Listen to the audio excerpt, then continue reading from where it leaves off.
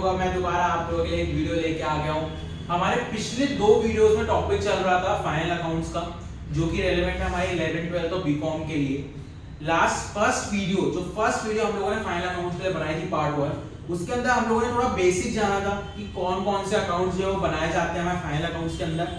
जो second part हमने upload किया उसमें हम लोगों ने देखा कि ट्रेडिंग अकाउंट किस तरीके से प्रिपेयर किया जाता है।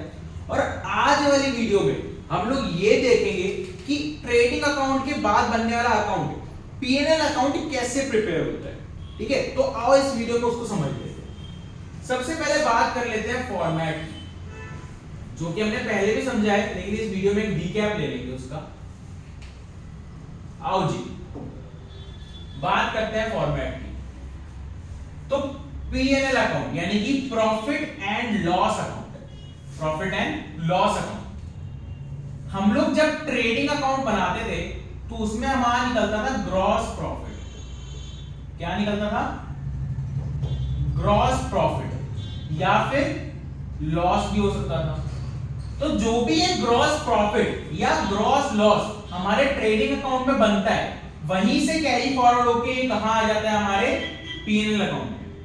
अगर प्रॉफिट हुआ, that means debit side of trading account में प्रॉफिट शो हो रहा होगा, उसको क्रॉस करके हम ले आएंगे पीएनएल की क्रेडिट साइड पे। और अगर लॉस आया जो कि क्रेडिट साइड शो हो रहा होगा, उसको हम क्रॉस करके कहां ले आएंगे? अपने पीएनएल की डेबिट साइड पे। अब बस उसके बाद क्या करना है सर? हम लोगों ने गोल्डन रूल पढ़ा था बचपन में, या अभी कुछ लोगों ने पढ़ा होगा, कि जब हम लोग नॉमिनल अकाउंट की बात करते हैं, सबसे पहली बात, जो ये प्रॉफिट एंड लॉस अकाउंट है, ये मेरा कौन सा अकाउंट है? ये है मेरा नॉमिनल अकाउंट। तो नॉमिनल अकाउंट में हमने एक रूल पढ़ा था, debit all expenses and losses and credit all income and gains. तो उसी के अकॉर्डिंग हमको यहाँ पे एंट्रीज करते चलना है। डेबिट में हम सारे ही एक्सपेंसेस ले लेंगे, जैसे कि मैनेजमेंट एक्सपेंसेस। आपको ये हेडिंग देखने की जरूरत नहीं है, आप सिर्फ एक्सपेंसेस के नाम देखो। पहले जैसे कि salary, office rent, printing, telephone, postage, insurance, ये सब क्या है बेटा? ये सब हमारे खर्चे हैं। देखो, बिजनेस के खर्चे हैं सारे, या तो ये डायरेक्टली रिलेटेबल है या फिर इनडायरेक्टली। अब डायरेक्टली रिलेटेबल का मतलब ये नहीं है कि वो डायरेक्ट एक्सपेंसेस है। एक बार ध्यान से सुनेंगे, डायरेक्ट एक्सपेंसेस वो एक्सपेंसेस होते हैं जो कि डायरेक्टली एट्रिब्यूटेबल होते हैं हमारी इनकम पर। जैसे मैंने आपको बताया था कि जो भी खर्चे मेरे गुड्स को लाने में या फिर फैक्ट्री के अंदर लग रहे हैं, वो खर्चे मेरे डायरेक्ट एक्सपेंसेस है, क्योंकि वो डायरेक्टली एट्रिब्यूटेबल है। अब उसके अलावा ऐसे खर्चे जो कि मेरे बिजनेस जुड़े हुए हैं, बेटा ऑब्वियस सी बात है, खर्चे तो सारे वही आएंगे जो बिजनेस से जुड़े हुए हैं। अब या तो वो डायरेक्टली बिजनेस जुड़े हुए हैं या फिर इनडायरेक्टली बिजनेस जुड़े हुए हैं, ठीक है, वो सारी खर्चे आएंगे। लेकिन डायरेक्ट एक्सपेंस और डायरेक्टली जुड़े होने में आप कंफ्यूज मत होना। डायरेक्ट एक्सपेंस मतलब जो कि डायरेक्टली एट्रिब्यूटेबल है, और जो मैं बात कर रहा हूं कि डायरेक्टली या इनडायरेक्टली जुड़े हुए हैं, मतलब या तो वो सीधे सीधे मेरे बिजनेस पे लग रहे हैं या फिर किसी और तरीके से वो मेरे बिजनेस पे लग रहे हैं। जैसे कि यहाँ पे आता है audit fees, legal charge, electricity charge, repair, renewal. अब देखिए, मैंने आपको जो कहा कि देखो इनडायरेक्टली लग रहा है, पहली बात तो सारे जो खर्चे हैं सारे इनडायरेक्ट एक्सपेंसेस है। कौन से सारे? Indirect expenses. क्योंकि डायरेक्ट एक्सपेंसेस कहां पे आते हैं? डायरेक्ट एक्सपेंस आते हैं मेरे ट्रेडिंग अकाउंट। तो यहाँ पे सारे इनडायरेक्ट एक्सपेंस है। देखो, पोस्टेज का खर्चा, बेटा मुझे एक बात बताओ, मैंने अगर पोस्टेज का खर्चा किया, पोस्टेज क्या होता है? मेरे को कोई चीज कहीं पे भेजनी होगी, पोस्ट करवानी होगी, वो मैंने खर्चा किया वहां पे। अब क्या वो मेरा अपने बिजनेस के लिए किया? सर बिजनेस के लिए किया, लेकिन डायरेक्टली क्या उसने मेरा सामान बनाने में मेरी हेल्प करी है क्या? नहीं सर, मेरे को अपनी कोई बिजनेस डीलिंग करनी होगी, जिसके लिए मैंने कोई लेटर, कोई ऑफर लेटर, कोई प्रपोजल सेंड किया होगा, हो सकता है उसमें मैंने पोस्टेज का खर्चा किया हो, इसलिए वो क्या है? मेरे इनडायरेक्ट एक्सपेंसेस। तो ये सारे आपके एक्सपेंसेस की लिस्ट है बेटा। Selling commission, provision for bad debt. ये प्रोविजन फॉर बैड डेट क्या होता है? सर प्रोविजन मतलब होता है जब मैं अपना खर्चा रिकॉर्ड कर लेता हूं आज ही, किस चीज के लिए? फ्यूचर में होने वाली चीजों के लिए। तो प्रोविजन फॉर बैड डेट क्या होगा? बेटा बैड डेट मतलब मैंने किसी को उधार दिया है, मुझे लग रहा है कि वो पैसे नहीं देगा, लग रहा है, कंफर्म नहीं है, मुझे सिर्फ लग रहा है कि वो पैसे नहीं देगा, तो उसके लिए मैं क्या बना लेता हूं? अपना प्रोविजन बना लेता हूं। क्या बना लेता हूं? प्रोविजन बना लेता हूं। देखो, हमने जब ट्रेडिंग अकाउंट पढ़ा था उसमें कैरेज इनवर्ड पढ़ा था, वो डायरेक्ट एक्सपेंस था। कैरेज आउटवर्ड क्या हो गया? इनडायरेक्ट एक्सपेंस हो गया। Advertisement, salary to the staff, ये सारे खर्चा क्या है, हमारे सारे के सारे इनडायरेक्ट खर्चे हैं। सही है। एब्नॉर्मल लॉसेस क्या है बेटा, इनको बाद में समझेंगे, पहले जितना मैं समझा रहा हूं उतना ही देखो। हम एब्नॉर्मल लॉसेस और एब्नॉर्मल गेन की बातें बाद में करेंगे। इस साइड क्या आता है सर, हमारी क्रेडिट साइड। क्रेडिट साइड आती है सारी इनकम्स, सारी इनकम, जितनी भी इनकम हमारे बिजनेस की हैं, या तो वो मेरे कोर बिजनेस की इनकम है। बेटा देखो, कोर बिजनेस की मेनली इनकम होती है सिर्फ सेल्स, और वो कहां गई होती है, वो गई होती है ट्रेडिंग अकाउंट में। तो यहां जितनी भी इनकम्स आती हैं वो कौन सी होती है, मेरी सारी इनडायरेक्ट इनकम होती है। यहाँ पे जो भी इनकम आती है वो कौन सी होती है, मेरी इनडायरेक्ट इनकम। देखो जैसे कि डिस्काउंट रिसीव, मैंने ट्रेडिंग करी, मेरे को उस पर डिस्काउंट मिला, तो क्या डिस्काउंट मेरे बिजनेस की इनकम है? नहीं सर, इनडायरेक्ट इनकम है, लेकिन हुई बिजनेस में ही है। ठीक है जी। तो इसी तरीके करके सारी की सारी इनकम यहाँ पे आती है, और यहाँ पे बैलेंसिंग फिगर क्या बचता है, या तो नेट प्रॉफिट बचेगा या फिर नेट लॉस बचेगा। ठीक है, या तो नेट प्रॉफिट या नेट लॉस। देखो वो था ग्रॉस प्रॉफिट, जो हमने ट्रेडिंग में पढ़ा वो क्या था, ग्रॉस प्रॉफिट। क्यों? क्योंकि वो करेक्ट प्रॉफिट नहीं था, उसके अंदर काफी सारे एक्सपेंसेस अभी भी ट्रीट होने बाकी थे, लेकिन यहाँ पे हमने वो सारे XYZ एक्सपेंसेस ट्रीट कर दिए, इसलिए अब क्या आ गया, या तो नेट लॉस या फिर नेट प्रॉफिट। तो चलिए जल्दी से क्वेश्चन की तरफ बढ़ते हैं और एक बार इसका प्रैक्टिकल अप्रोच भी समझ लेते हैं। आओ जी, क्या कहता है क्वेश्चन, हमको ABC ट्रेडर्स की इंफॉर्मेशन गिवन है, एक बार देख लेते हैं क्या क्या इंफॉर्मेशन है। ग्रॉस प्रॉफिट है 4,20,000 रुपए का। क्या है? ग्रॉस प्रॉफिट है 4,20,000 रुपए का। सैलरीज है 1,10,000 की। डिस्काउंट क्रेडिट, अब बेटा ये जो डिस्काउंट है ना, ये क्रेडिट में गिवन है, देखो लिखा है डिस्काउंट क्रेडिट। तो बताओ ये मेरा एक्सपेंस है कि मेरी इनकम? डिस्काउंट आगे लिखा है क्रेडिट, मेरा एक्सपेंस हुआ या इनकम? सर इनकम हुई।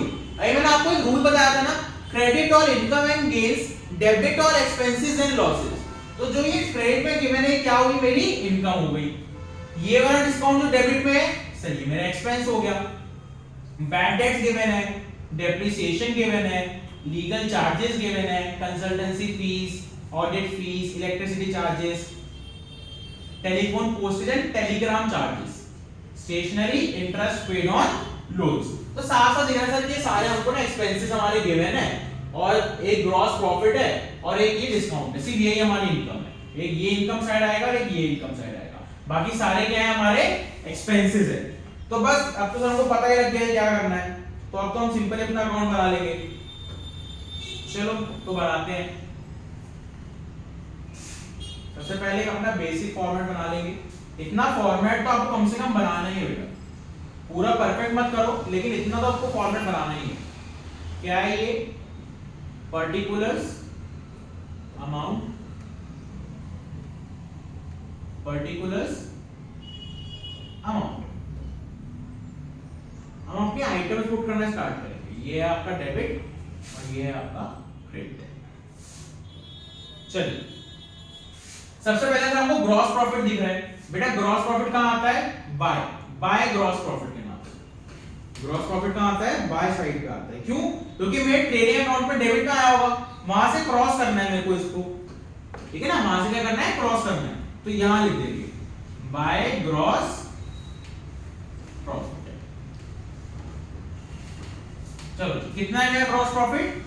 4,20,000, ठीक है ना। मैं इसको 4.2 लाख लिख दूंगा, मेरे पास जगह नहीं है ना, आपको पूरा लिखना। फिर क्या गिवन है सर? सैलरीज गिवन है, 2 सैलरीज, 2 सैलरीज। कितने की है सर सैलरीज? 1,10,000, मैं इसको 1.10 लाख लिख दूंगा। फिर सर डिस्काउंट क्रेडिट है, यानी कि मेरी इनकम है, चलो सर ये भी लिख देते हैं। बस बेटा कुछ नहीं करना, पुट करना है इसका।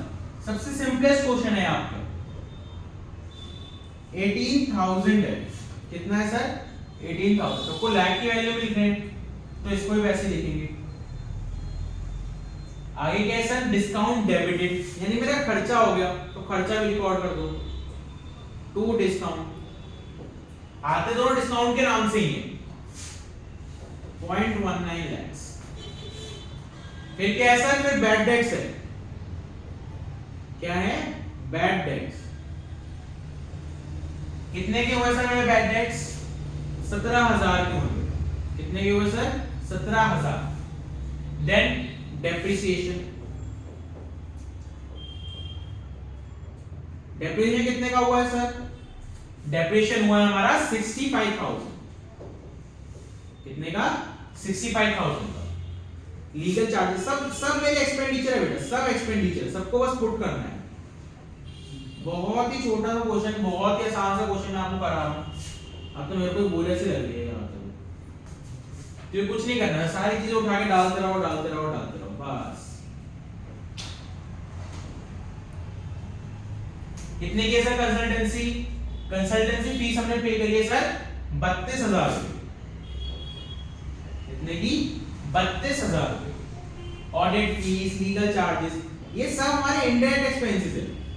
हाँ, अब आप लोगों का क्या हो सकता है पेपर में, इसका ध्यान रखेंगे कि हो सकता है आपको बोला हो कि आपको सिर्फ P&L अकाउंट बनाना है और आपके किसी खर्चे में बीच में कहीं ना कहीं डायरेक्ट एक्सपेंस इंक्लूड किया हो कि चलो देखो से बच्चे कॉन्सेप्ट कितने अच्छे हैं और आप तो जल्दबाजी में सोचे कि अरे वाह बस P&L अकाउंट बनाना है, पुट कर दो सारे आइटम और सारे आइटम डाल दोगे।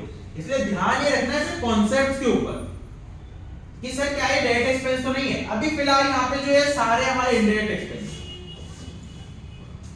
कितने का है सर, 10,000 रुपए का, ओ सॉरी 1,000 रुपए का। कितने का है, 1,000। इलेक्ट्रिसिटी,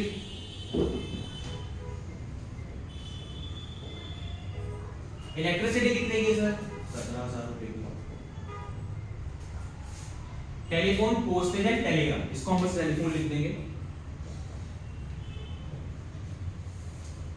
कितने का हुआ सर हमारा एक्सपेंस, 12,000। कितने का हुआ, 12,000 रुपए। Stationery, stationery 27,000, stationery 27,000, 0.27 lakhs। और लास्ट में हमारा interest on loan, interest on loan कितना है बेटा, 70,000 रुपए से। कितना है, 70,000। बस बन गया आपका क्वेश्चन। आप क्या करेंगे सर, इनको टोटल करेंगे और इनको माइनस करना स्टार्ट करेंगे। जल्दी से सारे बच्चे अपने कैलकुलेटर उठाएंगे और अपनी कैलकुलेशन पे लगेंगे। इतना मैं भी आप लोगों को कैलकुलेट करूंगा, करिए जल्दी और करके देखते हैं सर कि क्या हमारा आंसर इनसे मैच कर रहा है, क्या आपने हमको सही पढ़ाया भी, गलती पढ़ा दिया। मुझे सारे बच्चे कमेंट में बताएंगे सर हमारा कितना आ रहा है नेट प्रॉफिट, और नेट प्रॉफिट भी आ रहा है कि नेट लॉस आ रहा है। हो सकता है नेट लॉस भी आ जाए, ये केस कुछ भी हो सकता है।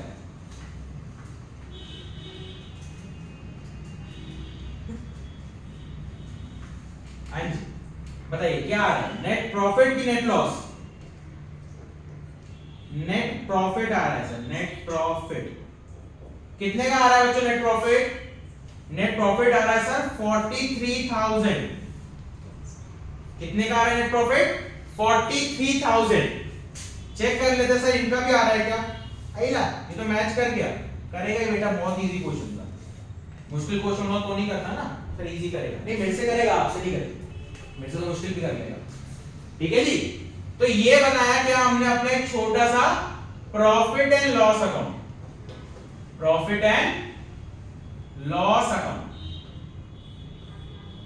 बहुत ही सिंपल क्वेश्चन था, ज्यादा कुछ मुश्किल नहीं था, इसलिए हमने बड़ी जल्दी से खत्म कर दिया। हाँ लेकिन इस वाली वीडियो में आपको एक टॉपिक और करना पड़ेगा क्योंकि क्वेश्चन हमारा कंप्लीट नहीं हुआ, क्वेश्चन अभी कुछ और भी कह रहा है। क्या कह रहा है question, show necessary closing entries in the journal proper of MSABC traders. ठीक है ना, जर्नल प्रॉपर में सर एंट्रीज दिखानी है। कुछ याद आ रहा है सर, हमने लास्ट वीडियोस में ना आपने कुछ एंट्रीज की बात की थी लेकिन बताई नहीं थी, बेटा जान के नहीं बताने की, आगे बताने की ना, आज साइड डिस्कस कर लेंगे कि सर एंट्रीज कैसे करते हैं, क्लोजिंग एंट्रीज कैसे होती है हमारी एंट्रीज। अकाउंट तो आपने बना सिखा दिया, एंट्रीज भी बता दो सर। देखो बेटा क्या होता है एंट्री, आप लोगों को जनरल एंट्रीज का बेसिक तो पता ही है क्योंकि आप लोग या तो 11th में हो या तो 11th क्लियर करके आ गए हो या फिर बीकॉम में हो। तो कैसे करते हैं जनरल एंट्रीज? बेटा अगर मेरे पास, चलो हम एक छोटा सा एग्जांपल लेते हैं, हम लोग एक कैश की एंट्रीज करते हैं, ठीक है? किसकी एंट्रीज करते हैं? कैश की एंट्री। मैंने अपना बिजनेस स्टार्ट करा कैश से, तो उसकी एंट्री क्या होती है?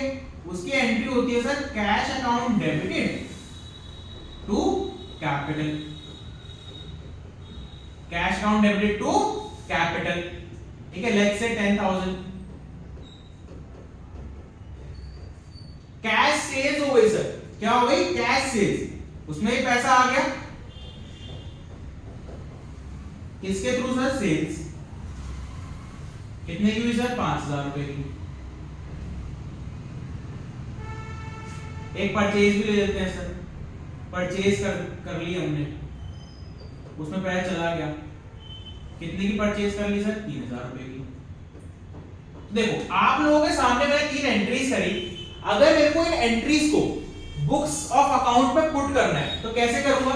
अगर हम जल्दी से छोटा सा कैश अकाउंट बना ले तो बहुत छोटा बना दिया, तो वाली बेटा कॉन्सेप्ट समझ लो, ठीक है? देखो अब ये हम क्या बना रहे हैं? कैश अकाउंट बना रहे हैं। क्या बना रहे हैं? Cash account. देखो जी ये कैश यहां पे मेरा डेबिट हो रहा था, कैश मेरा डेबिट हो रहा था, तो बेटा मैं जब कैश अकाउंट आऊंगा तो इसकी डेबिट साइड आ जाऊंगा, क्योंकि कैश क्या हो रहा है? डेबिट हो रहा है, तो कैश अकाउंट में कहां आ जाऊंगा? डेबिट साइड आ जाऊंगा, और वहां डालूंगा क्या? वहां डालूंगा टू कैपिटल। किसकी वजह से मेरा कैश डेबिट हो रहा है? टू कैपिटल, तो क्या लिखूंगा यहां पे? टू कैपिटल, अमाउंट बाद में डालेंगे सर। फिर मेरा कैश डेबिट हो रहा है, किसकी वजह से? सेल्स की वजह से, तो कैश डेबिट हो रहा है तो कैश अकाउंट में डेबिट साइड आ जाओ, किसकी वजह से सर? टू सेल्स, तो डाल दो टू सेल्स। यहां पे क्या हो रहा है? यहां पे मेरा कैश हो रहा है सर क्रेडिट, अब डेबिट नहीं हो रहा, अब क्या हो रहा है? क्रेडिट हो रहा है, तो अगर कैश क्रेडिट हो रहा है तो कैश अकाउंट की भी क्रेडिट साइड आ जाओ, और किसकी वजह से क्रेडिट हो रहा है?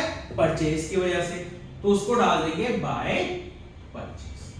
तो बेटा ऐसे हम लोग एक एंट्री से अकाउंट बनाते हैं, और अगर अब मुझे इस अकाउंट से एंट्रीज करनी हो तो इसको कैसे मैं रीड करूंगा? कैश अकाउंट डेबिट हो रहा है सर, तो कैश अकाउंट डेबिट कर दो, किसकी क्या उसमें क्या लिखा हुआ है डेबिट में? टू कैपिटल, तो लिख दो टू कैपिटल। आई होप आप लोगों को ये छोटा सा कॉन्सेप्ट क्लियर होगा कि क्या लिखा था यहाँ पे, हमने कैसे एंट्री से एक अकाउंट बनाया और उस अकाउंट से कैसे हम एंट्रीज बना सकते हैं। कैश अकाउंट डेबिट हो रहा है तो कैश अकाउंट डेबिट, और वो किसकी वजह से है सर? कैपिटल की वजह से, तो टू कैपिटल, ठीक है जी। अब जो मैंने पीछे अपना अकाउंट बनाया, ये अकाउंट, अब बस मुझे इसकी एंट्री करनी है। कैसे करेंगे सर हम इसकी एंट्री? बेटा मैंने कौन सा अकाउंट बनाया? PNL account. अब पीएनएल अकाउंट सबसे पहले हमने पुट क्या किया था? सबसे पहले हमने पुट किया था ग्रॉस प्रॉफिट। क्या पुट किया था?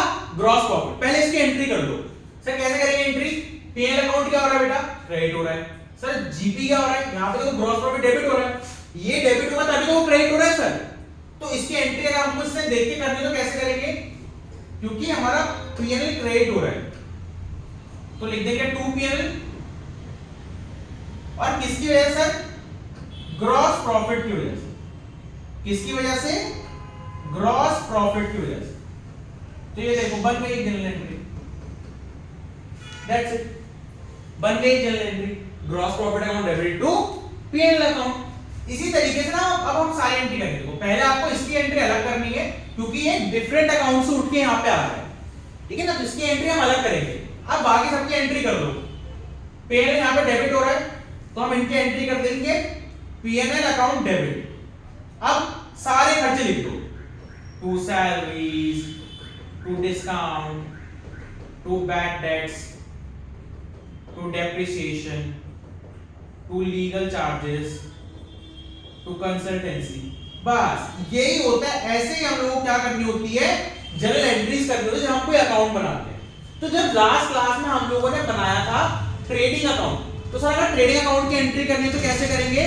ट्रेडिंग अकाउंट अगर ट्रेडिंग अकाउंट डेबिट हो रहा है, ट्रेडिंग अकाउंट कब डेबिट होता है? जब परचेज आती है, जब कोई डायरेक्ट एक्सपेंस आता है, ओपनिंग स्टॉक आता है, तो आपको लिखना है ट्रेडिंग अकाउंट डेबिट और सारे आइटम उतार देने हैं। जब ट्रेडिंग अकाउंट क्रेडिट हो रहा है तो आपको उन आइटम्स को डेबिट में लिखना है और ट्रेडिंग अकाउंट को क्रेडिट में लिखना है। बस यही होता है तरीका हमारा एंट्रीज करने का। ये देखो इन्होंने भी आपके ऐसी एंट्री की है, देखो profit and loss account debit होता है खर्चों की वजह से, तो पीएनएल डेबिट और सारे एक्सपेंसेस लिख दिए क्रेडिट में। ये देखो जो इनकम हुई इन्होंने इनकम को अलग चला दिया।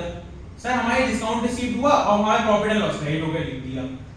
मैं कहा था ना जीपी की अलग से करनी है, सर जीपी डेबिट हुआ प्रॉफिट एंड लॉस क्रेडिट हो गया तो वो लिख दिया। सर ये कौन सी आपने, ये तो आपने बताया ही नहीं। अरे बेटा यहां पे तो खर्चे खत्म हो गए ना, तो ये क्या है, ये है सर हमारा नेट प्रॉफिट। जैसे हमने ग्रॉस प्रॉफिट की एंट्री अलग की थी, नेट प्रॉफिट की भी अलग करेंगे। सर नेट प्रॉफिट की एंट्री क्या होगी बेटा, हमें पीएनएल क्या हो रहा है, पीएनएल हो रहा है सर डेबिट, तो पीएनएल को डेबिट कर देंगे। किसकी वजह से, टू नेट प्रॉफिट। बस दैट्स इट, हो गई आपकी एंट्री। तो देखो आपका जनरल प्रॉफिट पूरा बन गया। सही, लास्ट वाली एंट्री क्या हुई है बेटा, ये लास्ट वाली एंट्री अभी नहीं डिस्कस करेंगे, इस लास्ट वाली एंट्री को डिस्कस करेंगे जब हम लोग अपनी बैलेंस शीट पढ़ेंगे, ठीक है जी। तो ये हुआ हमारा क्वेश्चन कंप्लीट, जहां मैंने आपको कुछ एंट्रीज के बारे में बताया जो कि हमारे लास्ट क्लास में रह गया था। अब आप लोग जाके अपने उस क्वेश्चन की भी एंट्रीज कर सकते हो। तो आज की इस वीडियो में इतना ही, मिलेंगे नेक्स्ट वीडियो में एक नई वीडियो लेके, एक नया कॉन्सेप्ट लेके हमारे एनईएस एकेडमी के YouTube चैनल पे। तब तक के लिए ऑल द बेस्ट और पढ़ते रहो।